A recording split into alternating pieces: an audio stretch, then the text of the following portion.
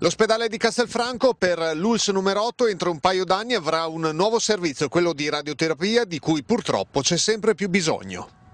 Tra il 2005 e il 2008 i malati di tumore nella sola ULSS numero 8 sono aumentati del 20% e la lista di attesa per una radioterapia può arrivare anche a 45 giorni.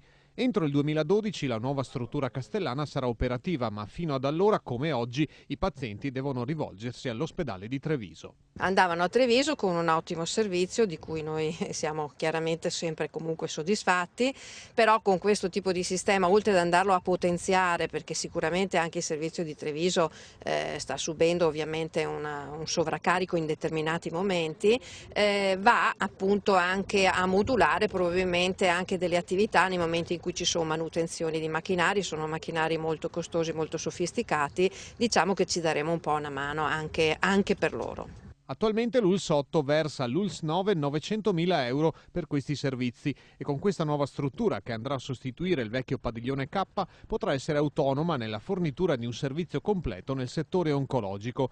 Il nuovo reparto di radioterapia è stato approvato dalla Commissione regionale per l'investimento in tecnologia ed edilizia e entro il 23 marzo riceverà l'ok della Giunta.